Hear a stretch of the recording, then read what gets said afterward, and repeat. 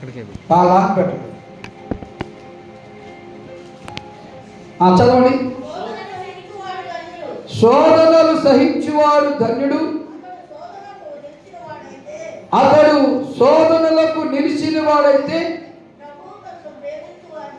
ప్రభువును ప్రేమించు వారికి వాగ్దానము చేసిన జీవ కిరీటము పొందును. చప్పలు కొడి దేవుడు కనపడుకుందాం. ఈ మైకున్న వాళ్ళు చదివితే మంచిది. చదువు ఆ మాట. ఏం చదువుతుంది ఇక్కడ పైకి అన్ని చదువు. శోధనలకు నిలిచిన వాడై ప్రభు తను ప్రేమించే వారికి వాగ్దానము చేసిన జీవ కిరీటము పొందును. పోగొట్టుకోరు.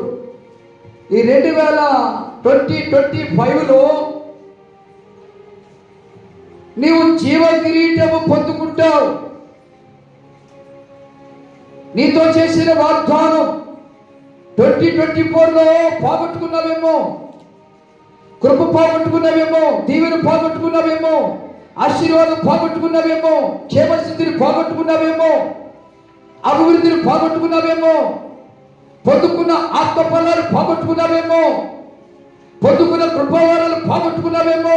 నీ నిర్లక్ష్యాన్ని బట్టి, నీ అవినీతిని బట్టి, నీ అవిశ్వాసాన్ని బట్టి నువ్వేదైతే పోగొట్టుకున్నావో ఈ 2025లో దేవుడు నీతో చేసిన వాగ్దాన ఫలము నీకు నేను ఇస్తానంటున్నాడు. దేవుడికి స్తోత్రం చెబుదాం.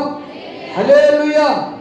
ఎప్పుడంటే ఈ ఆత్మీయ పోరాటంలో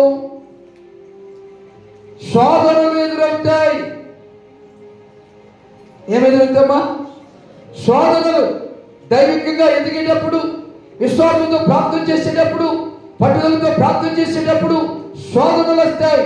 ఆ శోధనలకు నువ్వు నిలవాలయ్యా, నేను గెలవాలయ్యా. యేసయ్య కోసం నిలవాలి, యేసయ్య కోసం నువ్వు గెలవాలి. ఎప్పుడైతే నువ్వు నిలుస్తావో అంటున్నాడు మాట. చదవండి. శోధనలు సహించేవాడు ధన్యుడు. దరిద్రుడు కాదండి. కుటుంబంలో శోధనలు వస్తాయి, అయినంత మాత్రం నువ్వు దరిద్రుడవు కావు. సంఘములో శోధనలు వస్తాయి, అయినంత మాత్రం నువ్వు దరిద్రుడవు కావు. సమాజంలో శోధనలు వస్తాయి, అయినంత మాత్రం నువ్వు దరిద్రుడవు కావు. ఈ రోజు నీతో వాగ్దానం చేస్తున్నాను. ఈ నూతన సంవత్సరంలో, ఈ 2025లో నీతో, నాతో, మనతో ఆయన వాగ్దానం చేసే మాట ఏమిటంటే శోధనలు నువ్వు సహిస్తే నువ్వు ధన్యుడవే. చప్పుడు కొట్టి కనపడతాం. భర్త ద్వారా శోధన వచ్చినా నువ్వు సహిస్తే ధన్యుడవే. భార్య ద్వారా శోధన వచ్చినా నువ్వు సహిస్తే నువ్వు ధన్యుడివే. తల్లిదండ్రుల ద్వారా శోధన వచ్చినా పిల్లలైన మీరు సహించుకుంటే ధన్యులే. దరిద్రులు కానే కారని ఈరోజు ఆత్మదేవుడు మీకు అల్లరి చేస్తున్నాడు. ఇంకా ముందుకెళ్తే చక్కని మాట్లాడుతూ చూడండి.